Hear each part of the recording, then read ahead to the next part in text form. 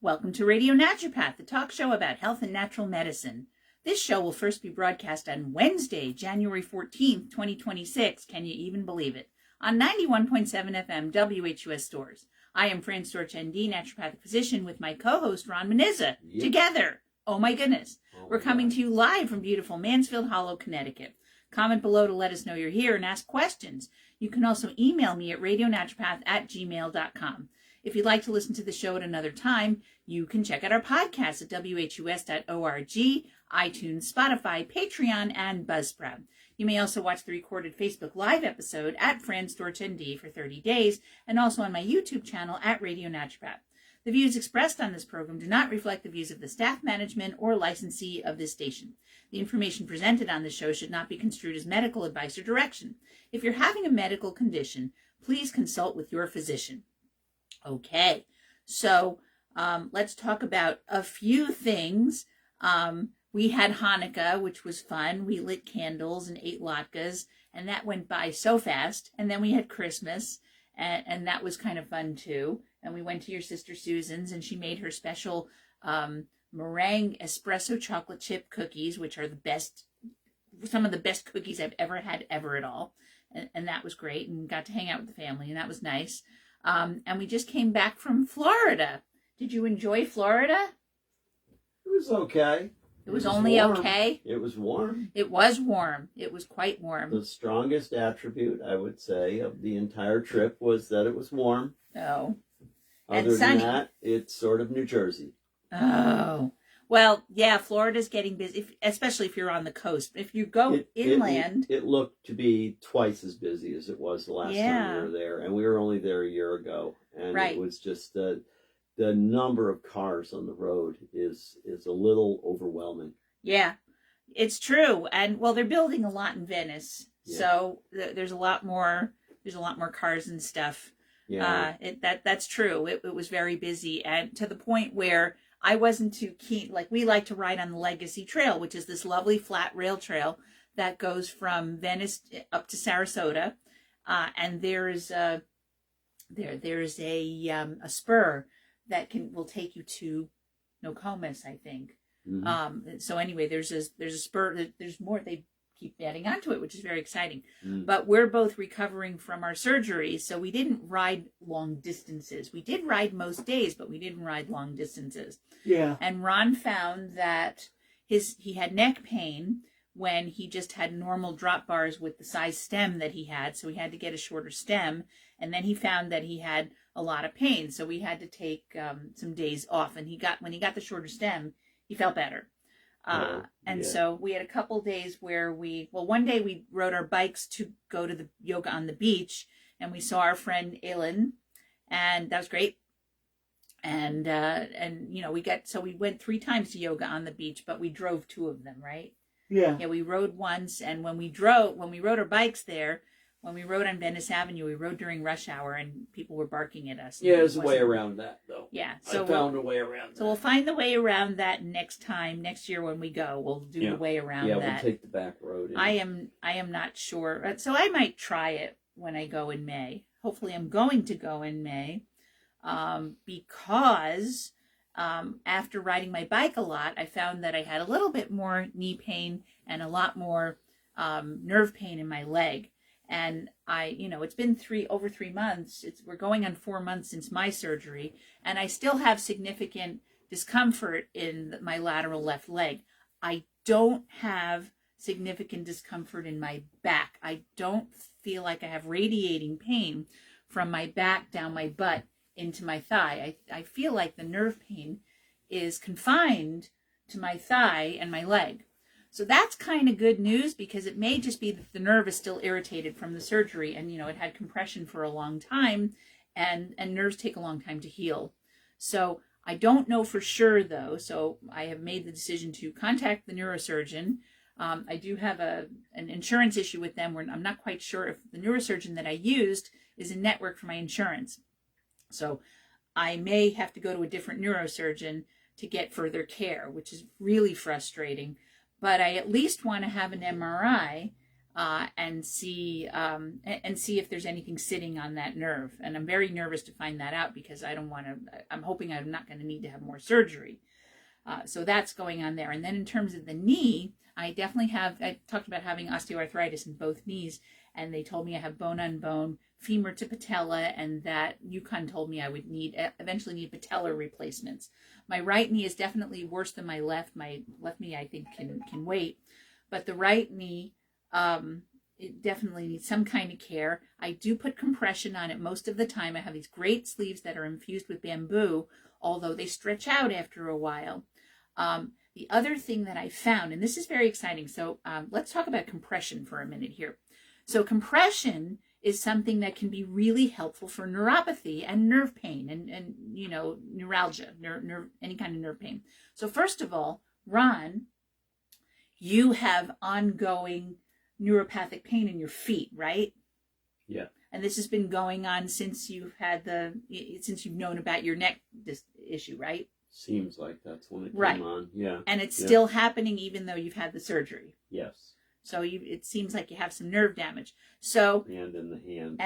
And his hands too. I just wonder if the hand thing, we've got compression gloves. I wonder if there's not enough compression in them. You need a heavier compression glove. Maybe. Right. I'm not sure. But with his legs and feet, what happened was I ordered from a company that couldn't get its act together, and I wanted to order more compression sleeves for my knees, and they kept sending me, for some reason, they kept sending me compression sleeves for the lower legs and feet. So, and I got hold of them and said, you need to send me the right thing. And they didn't. They sent me 2 more sets of the wrong thing. So that turned out to be a blessing in disguise because I don't really need that. I don't have neuropathy in my feet. I gave the compression sleeves to Ron. I stuck them in his stocking, and he then put them on as stockings and found that almost right away he had relief from his nerve, because that's what they say on them. If you look at all the ads, they say, I have great relief in my nerve pain. The neuropathy went away. I could sleep for the first time. So what was your experience? With the ones on my feet? Yeah. Ones on my feet work pretty good. Yeah. They definitely take away a lot of the tingling in the toes. Does it get better does it stay better when you take them off? They're off right now. I'm okay at the moment. Yeah. So you're better than if you hadn't used them. Yeah, but by the end of the day, I'll need to put them back on. That's interesting. Sure. So anyway, if you can find compression sleeves, so we call them sleeves because you put them on, they go up to just below your knee, and they go over your heel, and your toes are free to roam. They're cut off at the toes, so that your toes aren't covered in them. You can get ones that do cover the toes as well, but I think it's nice to have the toes free so that you can get more circulation. So Ron found those useful. I decided to try. I hadn't thought about it, that maybe I need compression on my thigh, and that could help my neuropathic pain. So you can get thigh sleeves. You can get thigh sleeves. You can also get compression sleeves that go from your thigh all the way down to your ankle, which is something I'm thinking about too. But I got the ones that are just for your thigh. So I got it from a particular brand, and I put it on my thigh. The first set I got mediums, and I am apparently not a medium. I am a large. So I tried to give the company wouldn't take them back, because some companies won't take back stuff that you put on your body. So the company wouldn't take them back, but that was okay. I still got a refund. And my mother has sciatica, so she put them on. She didn't care for the way they felt, unfortunately, but I then decided to order the larges, and I got the larges in and tried them, and I'm impressed. I'm definitely impressed. I mean, my nerve discomfort isn't all gone, but when they're on, it's a lot better. And then today, this is the first time I exercised with those thigh sleeves on. So today I got on the bike. I only did like 20 minutes on the bike today, and I felt better while I was on the bike, and I felt better than I usually do after the bike. I don't have the sleeve on now. I may put them on later. The knee, I'm keeping the compression on most of the time because I just feel like my knee is more stable that way. The thing with going to Florida is it's not our accustomed bed. It's not the bed that we like to sleep in. It doesn't have the same kind of support. that what we're used to. And I think I have found in the past that my back tends to get wonky while I'm in Florida. My back, since my surgery, my actual back is more stable. I do get sore, but it's more stable than it was before I had the surgery. So that's interesting. I think they definitely, there was some stuff that was sitting on some other stuff that is no longer, and it makes it so that my back is more stable. One thing I didn't do when I was in Florida, I didn't do my PT exercise. I got set up to do them. I brought everything to do them, but I didn't do them. Because when I'm in Florida, I like to relax and I don't want to do anything. I like to kick back a bit. So I do enjoy doing yoga. So I did yoga on the beach and I did yoga in the house, and we rode our bikes outdoors. And I did find, unfortunately, that riding outdoors aggravated the discomfort in my leg, and I was very upset. So I'm going to call the neurosurgeon, and I'm going to see if it's time for me to get another MRI, because my last MRI was June of last year, and now it's already January. So that's 7 months. So you have to see if insurance will cover another MRI for me at this point. Meanwhile, I'm tired of my knees being unstable, and I'm thinking, and I'm going to try a bunch of things. So here's things I'm going to try that are different. So first of all, I'm going to try BPC 157. So that's body protective compound 157. It's a bunch of peptides. That's what it is. I am not going to inject it. I'm going to put it under my tongue. And so I'm getting a product that you can squirt under your tongue. It's not cheap, but it's supposed to be phenomenal for inflammation. So I'm going to try that. So that's coming up, and I'm wondering if it will help my nerve pain. It'll help inflammation in general, because when you have osteoarthritis, when the parts rub together, you get inflammation. And so this can help to calm that inflammation. Not that I'm not taking things that reduce inflammation. I mean, I'm taking fish oil, I'm taking curcumin, I'm taking NAC. So I'm taking all these great things for inflammation, but BPC 157 is something that I haven't tried. So the other thing I'm going to try is glucosamine. And after all this time, I haven't tried glucosamine. And glucosamine is not great for backs because you need circulation to get at your discs. And so glucosamine doesn't do great for healing discs, but it is studied very well for knees. So I haven't tried that. I'm not sure I'm going to be able to tolerate it because I got a funky stomach while I was in Florida, upstairs and downstairs. And glucosamine does have side effects. There are people who have side effects. I'm getting a reminder call from the eye doctor. I can see it right now. Because on Wednesday I'm going to go to the eye doctor. Anyway, yeah. So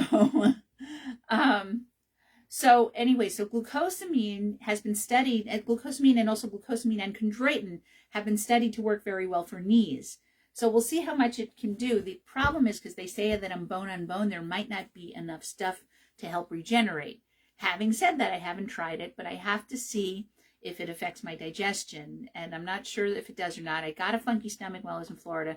We did go to a restaurant that probably put a bunch of too much butter and cream and maybe a bit of garlic on the food that I ate. And so I had a bad stomach for a day.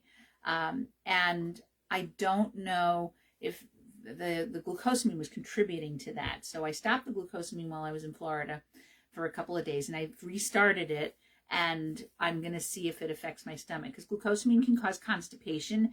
It can also cause diarrhea. It can also cause nausea. So, and I had some of that in Florida. So we're going to see if I can't take glucosamine, that will be unfortunate. I won't be able to take it.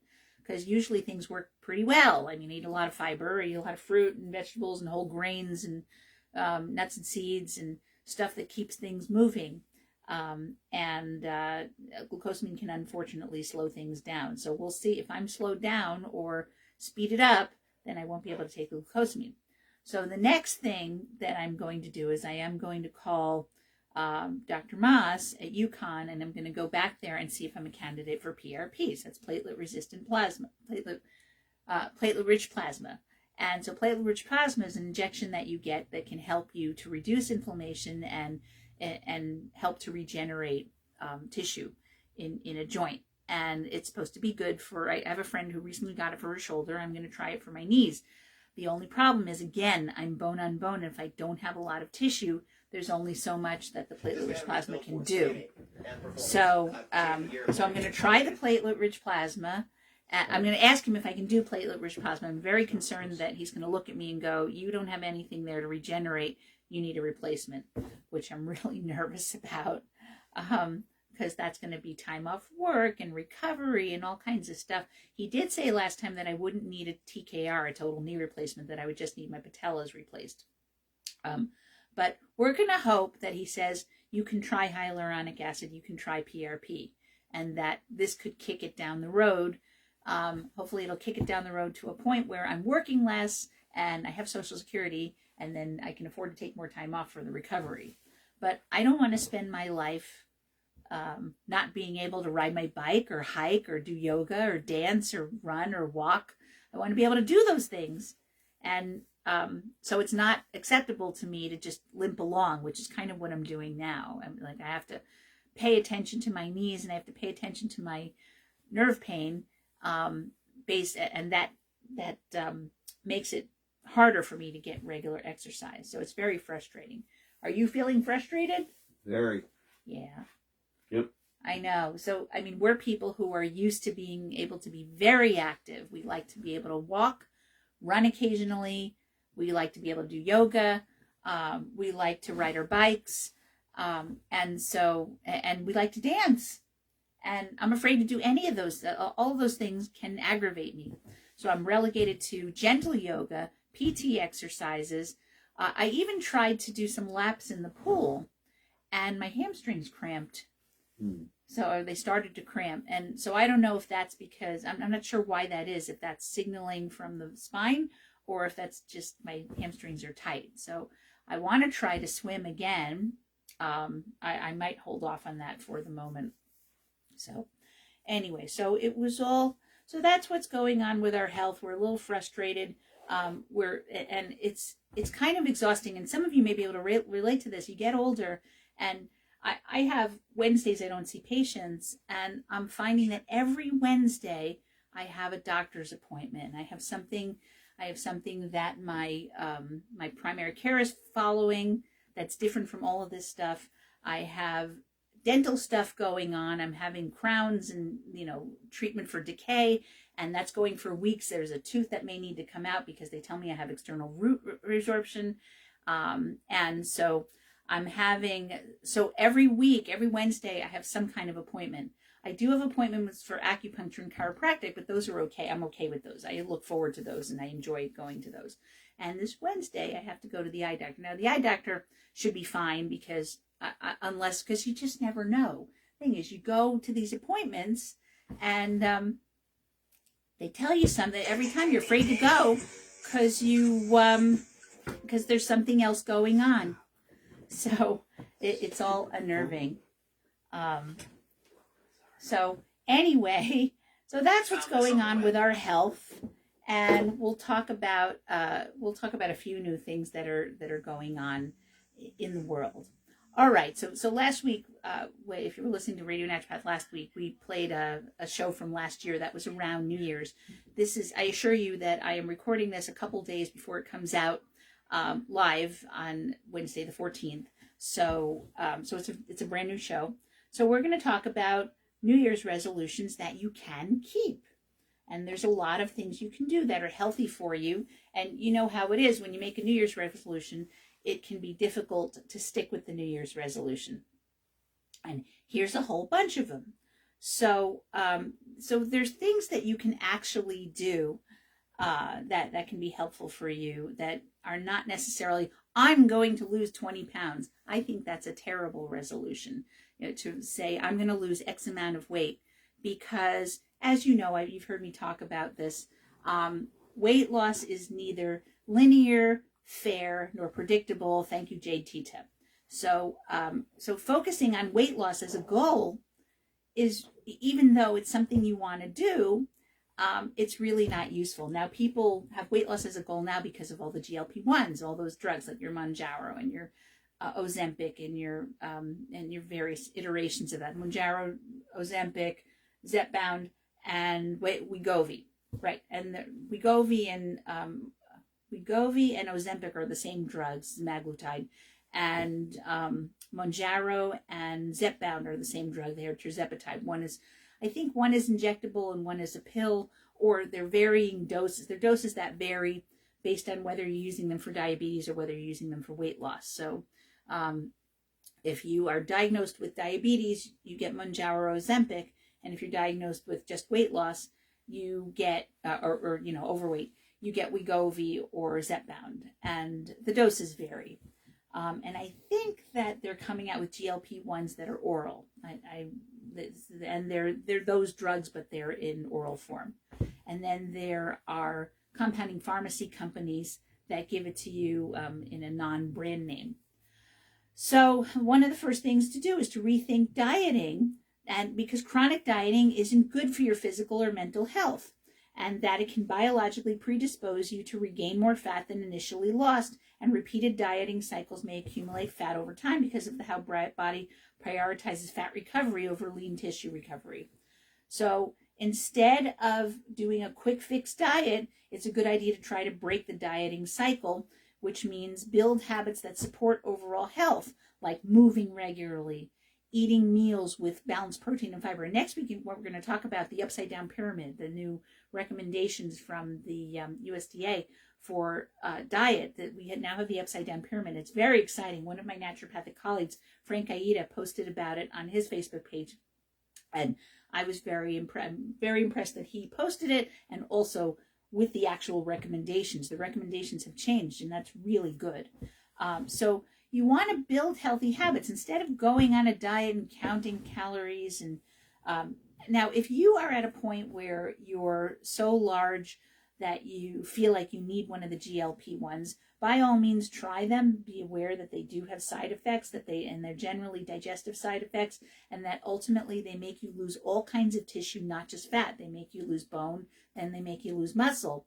And you can be taking these drugs for a while and be diagnosed with low bone density, osteopenia, or osteoporosis. So if you don't want to take one of these, because those drugs, they work. They make it so you don't want to eat, and that's how they work. So it's like you have to make sure that you eat, when you do eat, you eat healthy food, but it really takes away your appetite. It calms down the food noise, but that means that you're not eating enough. And if you don't have healthy food habits to start with, you may not be eating healthful food when you're on these drugs. That's the habit that you really need to work on, which is to make sure that you're eating foods that are actually good for you, that you're eating a lot of variety, that you're eating adequate protein, and you want to eat your protein throughout the course of the day, like about 30 grams, 3 to 4 times a day, and that you're eating a lot of fiber. And by fiber, we don't just mean eating grains or taking psyllium, although you can do that. But that means eating vegetables and fruit, and eating a lot of vegetables and fruit, eating nuts and seeds if you tolerate them. And when you do eat grains, don't make that the biggest part of your meal. You'll see with the upside down pyramid that grains are at the bottom, that you do eat whole grains, and that you're not eating a lot of white flour and refined sugar. Just making those changes can make a huge difference in how you feel, whether or not you lose weight. But if you are eating a lot of sugar and refined food right now, and you switch over and not even worrying about calories, you switch over to a healthy protein-rich diet with a lot of vegetables and fruit and nuts and seeds and clean and whole grains, you're going to find that, and legumes as well, you're going to find you're probably going to lose weight if you do that. That everything's going to work better, you're going to feel better, and your weight is probably going to come down. And so this goes on to the next thing, which is making sure your plate is balanced and that you create meals that balance your nutrients while fitting into your lifestyles.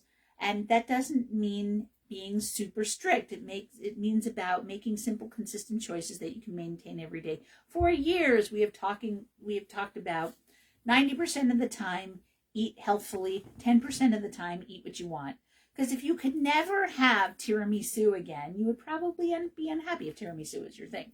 If I could never have chocolate again, I wouldn't be happy. If I could never have, my sister-in-law's espresso cookies, my mocha, chocolate chip espresso cookies, I would be happy. So I'm going to work those into my diet. But the habit that needs to be broken is having sugary foods every single day. That's my downfall. I barely drink alcohol, so I'm allowed to have a drink whenever I want to, because whenever I want to is once a month or less.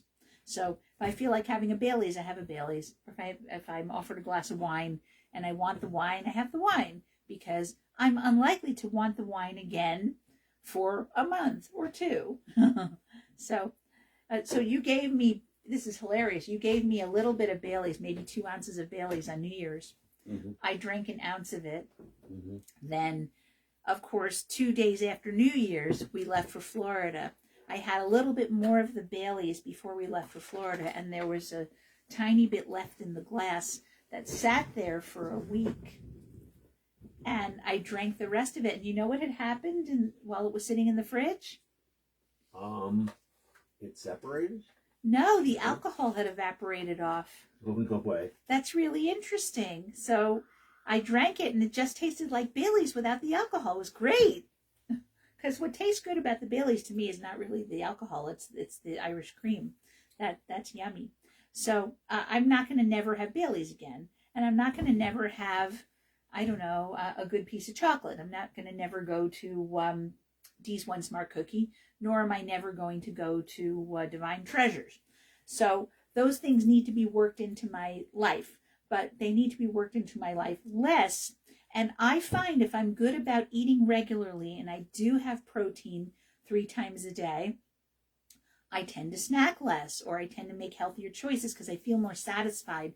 And I'm very fortunate in that I have a shut-off switch. A lot of people don't, and that's why they wind up taking the GLP-1s. But I can't stuff myself. I've trained myself not to do that, and I don't like the feeling of being stuffed, so I rarely do it. And so I'm overweight, but I'm not as overweight as I could be, just because there's only so much that I'm willing to eat. And you know, when I'm satisfied, I stop eating. So the thing to focus on is to so what you want to focus on is eating healthfully, as opposed to dieting, going on a specific diet. You can replace your sugary snacks with fruit or nuts. Start your day with a good breakfast, or make your meals ahead of time. Those are all tricks that I use. You want to cook at home more, do less takeout. The funny thing is, Ron and I are doing somewhat more takeout because we're both so busy. But when we get takeout, we get as healthy takeout as we can. And our go-to takeout is either good quality Chinese. It's actually Chinese or Japanese, because we go to a place that has both. So I will get sushi, and Ron will get, a Chinese dish that's usually, vegetables and protein. And if we go to Thai, we have a great pho place in Willimantic. So sometimes we'll get pho, which I like. He doesn't like the pho as much as I do. But I do really enjoy the pho. And we get pho with chicken, and we get other Thai dishes, and we love mostly we get the curries. And, I love Thai curry, the different kinds that you can get, and they come with rice. And we'll often get fresh rolls. Those are our favorite. I would get spring rolls too, but the fresh rolls are really healthier for you because they're not deep fried. They're just wrapped in a rice wrap, and then it's got a bunch of salad inside, and you can get chicken or you can get shrimp. So those are good. So you can, cooking meals at home is a good thing to do if you can do it. If some people, I have a lot of patients who are just not good about that. They're not good about cooking, and they eat just whatever's around. And so for people like that, I encourage them to embrace that, because what you have to do is harm reduction. If people are just like, they can't even, the place to start is to let somebody else cook for you, however you can afford that. So I encourage people to up their takeout game.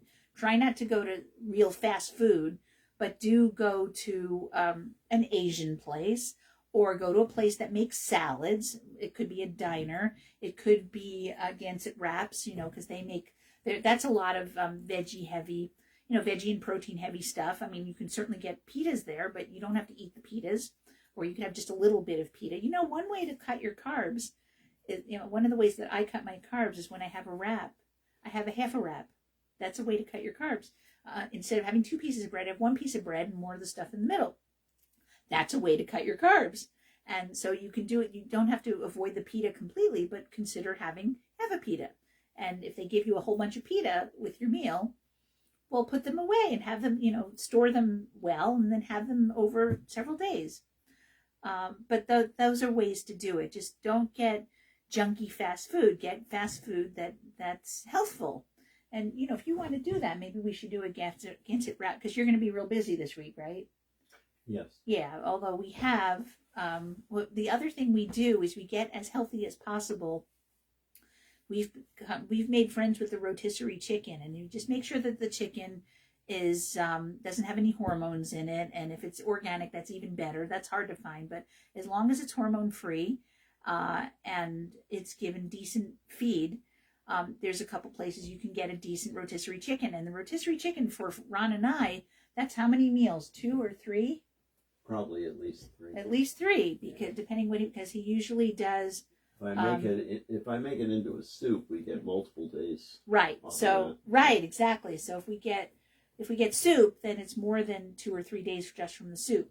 So we get a soup out of it. He often will make curried chicken salad with it, which we put over regular salad.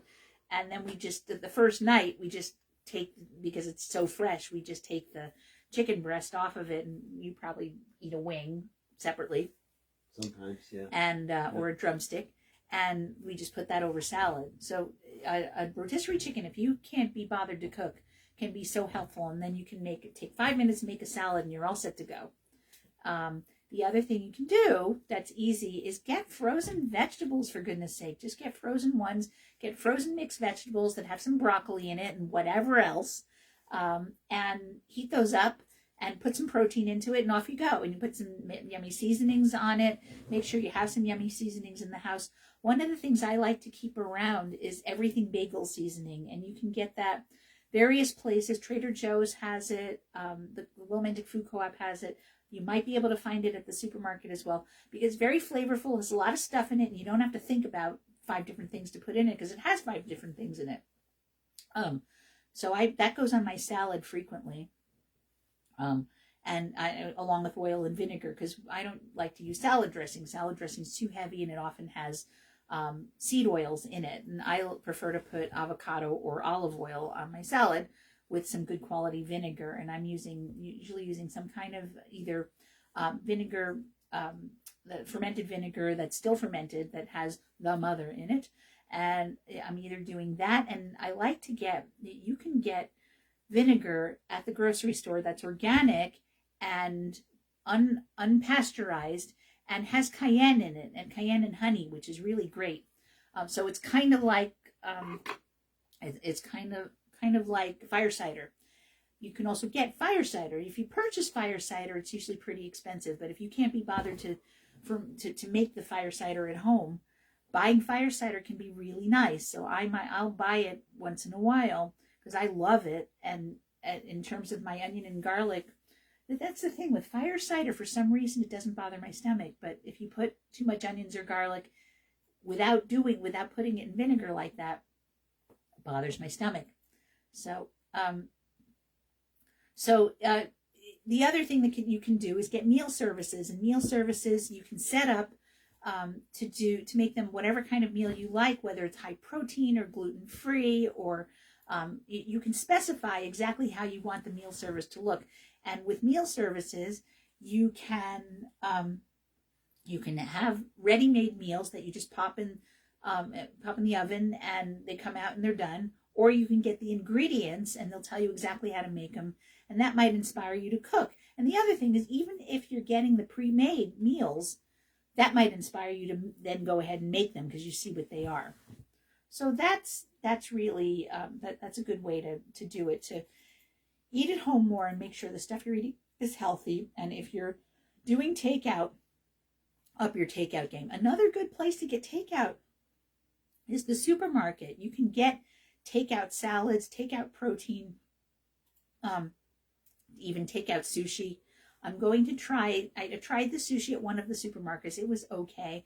I'm going to try the sushi at another supermarket, because it's cheaper than going to the the sit-down restaurant to get takeout, and I'm going to see if it's good and see how fresh it is. It's not.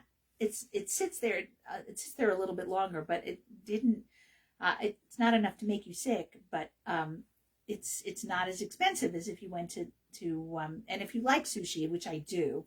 Ron doesn't, but I do. It can be a good quick meal, a good easy takeout meal. And if you get it at the supermarket, it's a little less than if you get it at the restaurant. Make sure you go shopping regularly. Don't have nothing but olives and mustard in your refrigerator.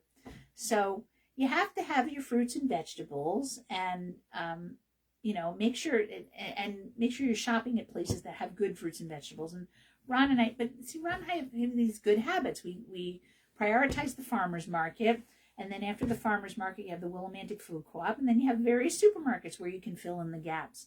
And that's what we do. You want to keep lean protein, whole grains, vegetables and fruits, healthy fats. You can also keep legumes around, and nuts and seeds. And have those on hand. Nuts and seeds keep for a long time, especially if you keep them in the fridge.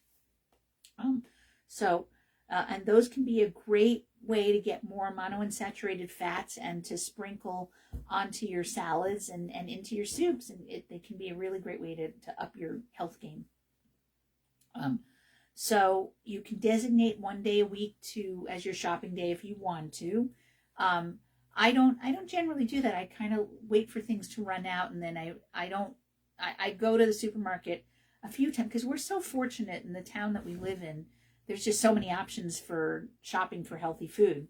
So running out to the co-op after, sticking it in a non-work day is not a big deal for me.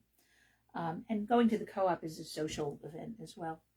So then your nutrition resolutions. Just eat more whole foods, less processed foods, more whole foods, fruits, nuts, seeds, whole grains, fish, give you a lot of great nutrients.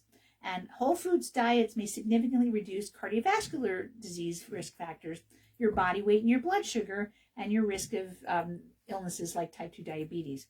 It doesn't say reduce your risk of cancer, but that's true too. When you add more whole foods to your diet, it can be done slowly and consistently. And if you're not used to eating vegetables, you may want to add one serving of your favorite veggie to your diet every day. So Ron and I are very used to eating a lot of produce. So, and if you start eating produce when you weren't doing a lot of that, you might find that you get bloating and gas, because your microbiome has to reset to be able to handle that, because you can't digest cell walls. So the cell walls that are on fruits and vegetables, you can't digest those. So if you are good at eating fruits and vegetables and they don't particularly give you gas, it's because you have a healthy microbiome, because the microbiome, the healthy gut bacteria that you have, is helping you to digest those cell walls. So when you have a healthy microbiome, you get more benefit from the produce that you eat. Of course, eating more produce all by itself is a resolution. So none of these are go on a diet. They're just eat more whole foods, basically. Eating more produce, you add more cooked and raw vegetables and fruit to your diet, can significantly improve your health.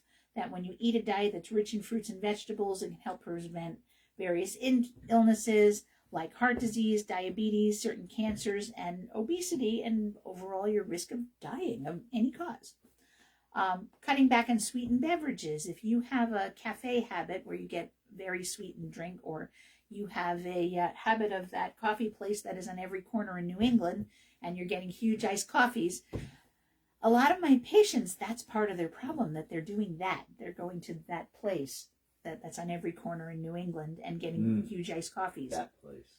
And I read something about how people in New England are known to drink iced coffee even when it's cold out, and they think it's okay to do that, where there are other places where they just don't do that. Ron doesn't tend to drink iced coffee this time of year. No. I might, if I go to a cafe this time of year, I'm probably going to get something hot, depending on the day. When I'm at home, though, I will make myself a matcha latte. And matcha lattes are so easy to make, and they're often too sweet when I get them out. And I just keep matcha at home. I don't need a huge amount of matcha, so a little bit of matcha lasts me a long time, because I don't drink them every day. and I just take my favorite dairy substitute, whenever it's going. We usually have almond milk around.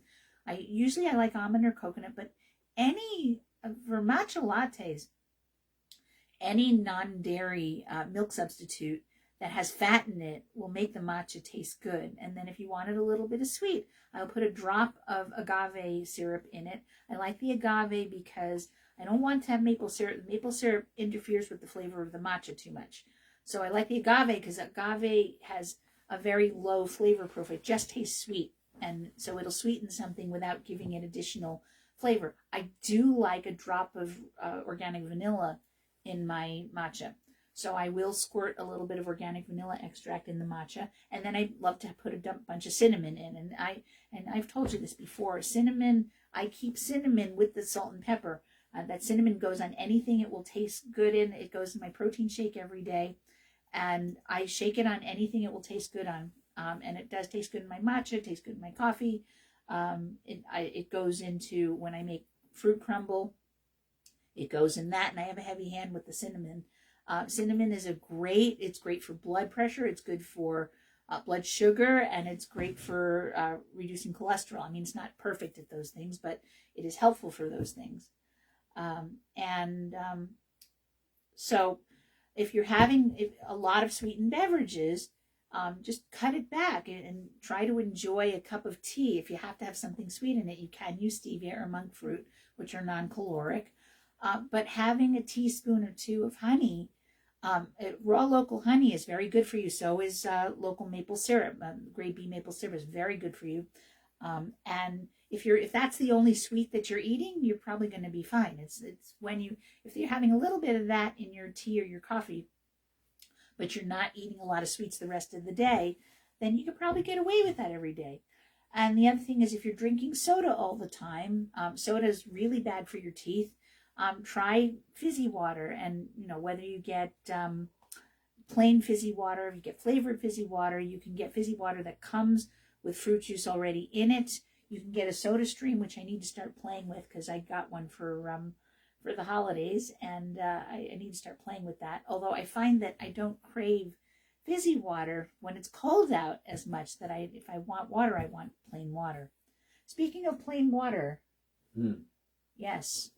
I am without at the moment. Would you like some? Yes, please. What you're asking for? Yes, that is what I'm asking. There's probably a glass in my bedroom that can be topped off and iced. So thank you. Yes. Okay. So I realized I forgot to bring my water in. And when you talk a lot, it's good to have water. Rely less on convenience foods, packaged chips, cookies, frozen dinners, fast food. Although there are some convenience foods that I don't think are too bad, like good quality meat sticks that don't have added nitrates to them, because they're calorie proportion and they're a good, easy hit of protein. But if you're eating, candy bars and chips and stuff like that, that if you eat those too much, they're going to have a negative impact. One item that might not be so bad is if you get popcorn, as long as the popcorn doesn't have poor quality oil on it. Popcorn has a lot of fiber and it's low in calories. You can eat a lot of popcorn. For 100 calories will get you a lot of popcorn if it doesn't have a whole bunch of highly caloric stuff on it. And you can get popcorn that has olive oil and some kind of seasoning on it, or just olive oil and sea salt, and it's great. And you can get that in bags. What's even less expensive is to get a popcorn for an air popper. You can get air poppers for a reasonable price, and then you buy popcorn, you pop your own, and you pop it fresh, and then you can put whatever oil you want on it. So that's when you can, when I make popcorn, Ron will use real butter. I will usually use olive or avocado oil, and then I'll put on, guess what, everything bagel seasoning, or Italian seasoning, or hippie popcorn, which is, thank you so much. Hippie popcorn is what, that's brewer's yeast and tamari. So it tastes a little bit cheesy. You can also get, you can put Parmesan cheese. If you're not dairy intolerant, you can put Parmesan cheese on your popcorn. And if you are, you can get fake Parmesan cheese, which is very good. There's a few brands that make fake Parmesan cheese that's either cashew-based or other solids based, and it tastes pretty much like Parmesan cheese without the food intolerance thing. So that can be helpful too.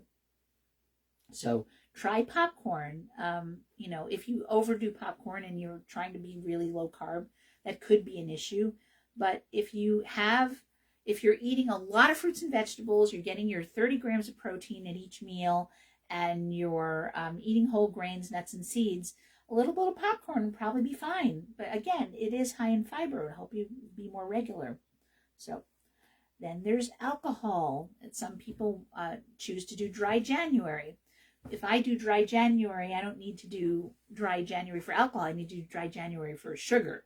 But anyway, if you reducing your alcohol, if you're having a glass of wine every single night or more than a glass of wine every single night, and you're concerned about your weight, if you just stop that behavior, you're probably going to see some changes. You're going to feel better. You're going to sleep better.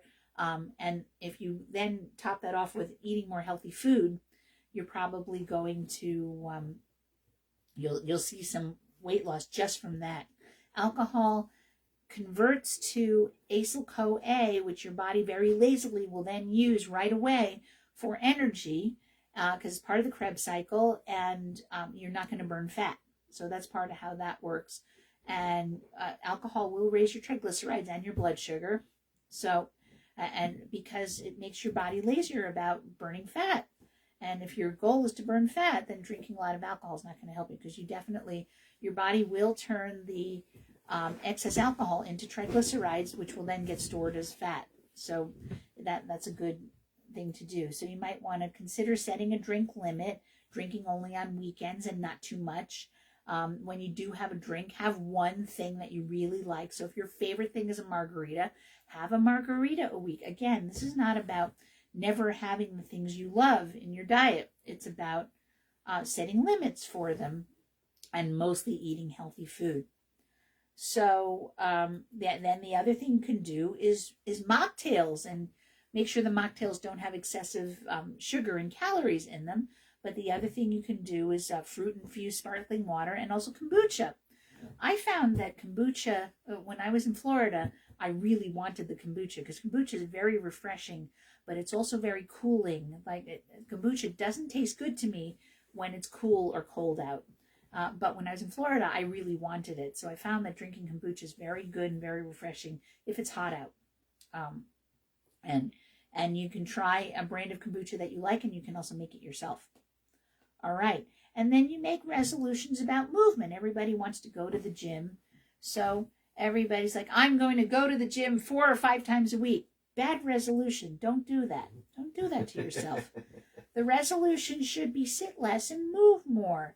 If you have a sedentary job, just get up and walk around sometimes. Maybe get a standing desk. Sitting too long can have negative effects on your health and can be linked to a risk of overall mortality. So it's really, just walk. I have these things, you've heard me talk about this, how when I'm at the office, if I have a stack of charts to do, when I'm finished with the charts, I then take that chart, even though it's less efficient, I take one chart at a time and move it to the next place it's going to live, whether it's in staff's inbox or it's in the file inbox. So it moves to the next place that it's going to go, which forces me to get up every time I finish a chart. If I'm doing accounting and I have a stack of things that I'm doing and there's papers that need to be moved from here to there, I move the paper of the task that I've done to its next location before I start the next thing.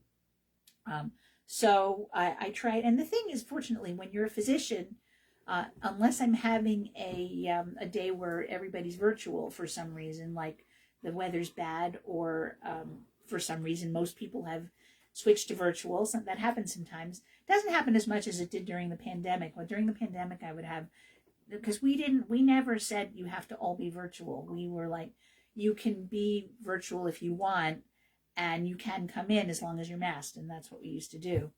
And I was comfortable with that, and it took me, the pandemic started in 2020, and I didn't catch COVID until 2023. And I don't think it was from the office. I think I got it from Ron, because he was exposed at the gym. Yeah. So anyway, So I'm able to get up and down when I'm seeing patients, because I always have to do physicals. I have to go into the waiting room and get the patient and greet them. And then I have to take the patient out and say goodbye to them. And I also have to do physical exams. So I do, even if I have an hour visit, I might sit for 40 to 45 minutes, but then I get up to do the physical exam, and then I sit back down and finish off the visit, and then I take them back out. And if I have shorter visits, if I have follow-up visits that are only half an hour long, then I'm going to get up 15 to 20 minutes in and do the physical exam, and then of course take them out. And then when I do charting, of course the chart goes out as it happens. So if there's anything you can do to make your job so that you're not sitting constantly, that you want to get up regularly and move around. And the other thing you can do is try to get some exercise in the context of your job, like walk for 5 minutes every hour, or get up and go for a walk when you're during lunchtime. I find that I don't tend to exercise during the day when I'm working, that it's more important for me to actually lie down and rest and reduce my stress. So physical activity. So you're going to make this resolution to exercise more. The thing to do is, what exercise is the best one for you? The one you'll do. Yeah, that's it.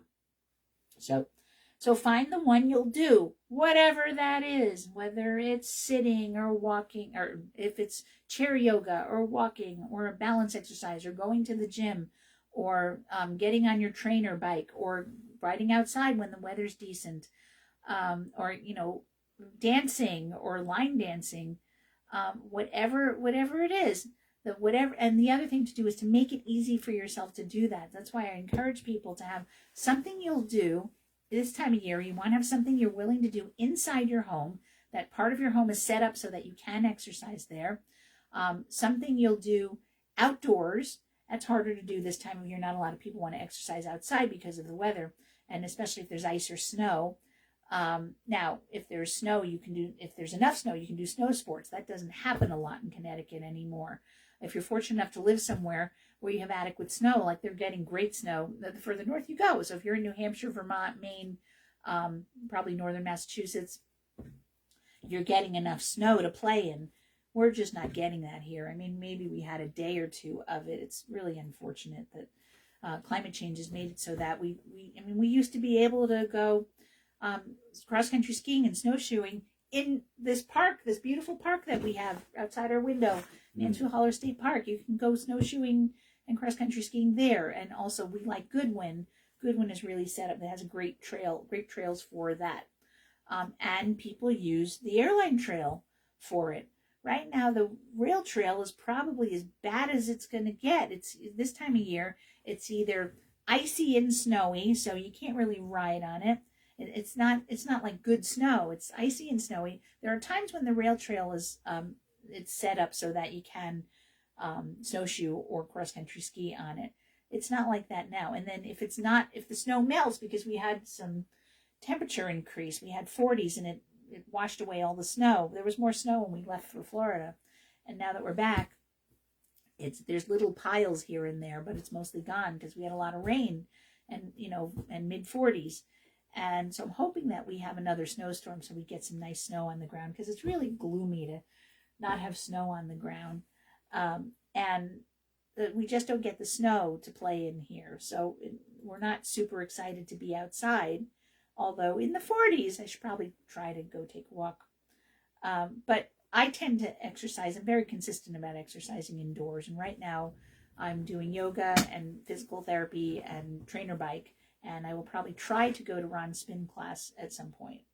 So whatever exercise you're willing to do it. Even if somebody's having a dance party, go to the dance party. Now, Bruce John usually has a birthday party where you put in some money and it donates to the Covenant Soup Kitchen. So that's something we could do. I have to find out when that is. That's probably next weekend. And then, just put on music and dance in your house. That's another thing to do. And also, YouTube has no end of all kinds of fitness, whether it's chair yoga or weight stuff or Japanese walking or just walking videos or aerobics or dance. And no extra charge. You can use your YouTube and you can do that. And you can also join services that they have classes. And if you have Medicare, you have Silver Sneakers. And there are online Silver Sneakers classes. And you can also go to Silver Sneakers at your local facility. And if you're around here, Ron will teach you the Silver Sneakers. And we're excited for Ron because he decided he's going to take on something new. Yay, Ron. He got fascinated by Tai Chi because the studies, you heard me talk about the Japanese walking, the interval walking training. So that made us interested in Tai Chi. They also call it Tai Chi walking. So Ron is going to get certified in Tai Chi for Silver Sneakers. So that's really cool because that's going to be something new for him. It's going to keep him interested, and it's going to keep the people who take his classes interested. It's great.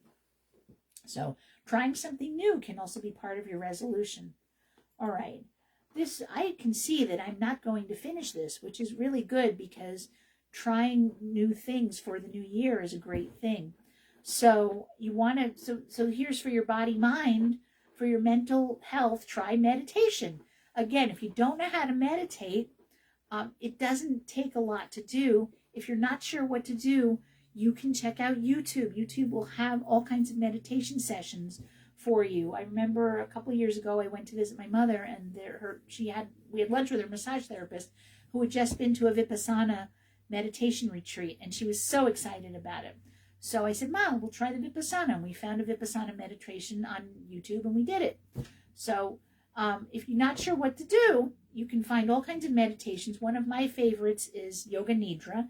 Because Yoga Nidra, you get into any comfortable position that you can be in for however long you're going to do it for, 5 minutes, 10 minutes, 15 minutes. Again, you can specify your parameters in the search engine of YouTube, and you're going to find it. You can also search in YouTube, in Google, in whatever your search engine is, and you put your parameters in, and you'll get whatever you want to do. But I like Yoga Nidra. Yoga Nidra, I prefer to lie down, but you don't have to. It really takes well to lying on a bed or lying on the floor. You get as comfortable as you possibly can, and some lovely person talks you through a wonderful guided meditation. And meditation is really good for reducing inflammation, reducing stress, accessing the ventral vagus nerve so you feel calmer. And also when you access the ventral vagus nerve and you have more parasympathetic tone, it's easier to lose weight because you're lowering your cortisol. So that's all I have time for. I have to go. So we're going to go through the rest of this next week. Usually this happens, I get these great lists and I have to editorialize, so I have a lot of stuff I want to say about them, and that works out well. All right. So you have been listening to Radio Naturopath, the talk show about health and natural medicine. I am Fran Storch, ND, naturopathic physician, with my co-host Ron Menizza. He's right there. You can email me with questions and comments at radionaturopath@gmail.com. If you'd like to listen to the show at another time, you can check out our podcast at whus.org, iTunes, Spotify, Patreon, Buzzsprout, and YouTube. You may also watch the recorded Facebook Live episode at Fran Storch, ND. The views expressed on this program do not reflect the views of the staff, management, or licensee of this station. The information presented on the show should not be construed as medical advice or direction. If you're having a medical condition, please consult with your physician. Thank you for listening to Radio Naturopath, your show where you can learn about the best of science and nature. We'll be back with more Radio Naturopath next week at 91.7 FM, WHUS Stores, and WHUS.org.